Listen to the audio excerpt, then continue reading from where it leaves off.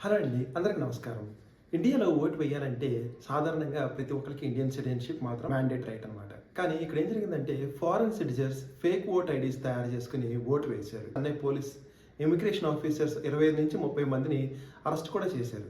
వీళ్ళు Sri Lanka, Canada, Britain పాస్‌పోర్ట్‌లు ఉన్నవాళ్ళని, అందరూ Indians origins ఉన్నవాళ్ళే. కానీ ఫారెన్ సిటిజన్స్.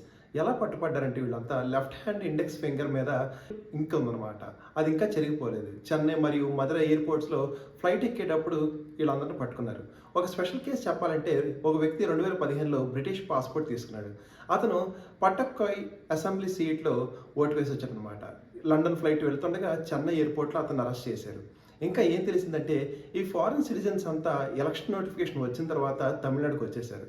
కొందరు ఆ ఇంక్ మార్క్ మసకబారే వరకు ఇండియాలోనే స్టే చేసి వెళ్ళాలని ప్లాన్ చేశారు. ఇది కేవలం ఒక్కసారి జరిగిన విషయం కాదు. 2025లో ఇమిగ్రేషన్ ఆఫీసర్స్ దాదాపు 100 మంది ఫారెన్ సిటిజన్స్ పేర్లు ఎలక్టరల్ రోల్స్ నుంచి తీసేయాలని ఈసీఐకి చెప్పారు. 2026లో కూడా ఒక 60 మంది పేర్లు రిఫర్ చేశారు. అయినా కానీ ఇంకా ఇలాగే జరుగుతుంది. మీకు గుర్తుంటే టైమ్స్ బంగ్లాదేశ్ నుంచి వచ్చిన వాళ్ళు ఓటు వేసే ప్రాబ్లం వల్ల ఎలక్షన్ కమిషన్ ఎస్ఐఆర్ని ఇంట్రడ్యూస్ చేసింది. స్పెషల్ ఇంటెన్సివ్ రివిజన్ తెచ్చింది. లక్షలాది పేర్లు డిలీట్ చేసి. కానీ ఇప్పుడు ఫారెన్ సిటిజన్స్ ఫేక్ అడ్రస్ల ప్రూఫ్లు ఉపయోగించి స్లిప్ అయ్యారు వీళ్ళంతా. ఇప్పుడు మనకి ఒక డౌట్ వస్తుంది కదా, 25-30 ఓట్లు ఏం మార్చేస్తాయని. ఎలక్షన్ రిజల్ట్ మార్చడం సాధ్యమా?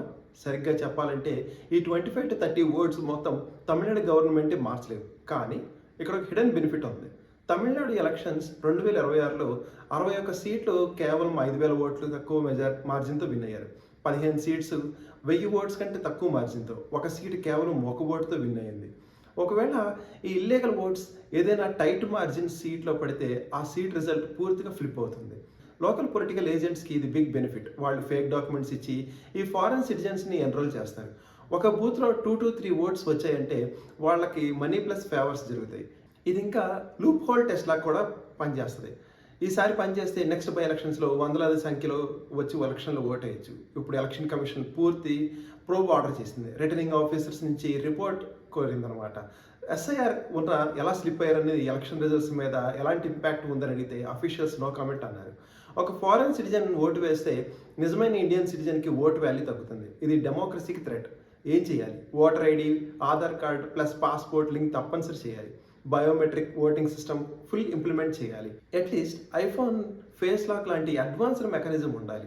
సార్, ఒక గుడ్ స్టెప్. కానీ ఇంకా లూప్ హోల్స్ ఉన్నాయి. ఇండియన్ ఓట్ రైట్ ఇండియన్ సిటిజన్స్కి మాత్రమే ఉండాలి. థ్యాంక్ యూ అండి. Thanks for watching. జై హింద్.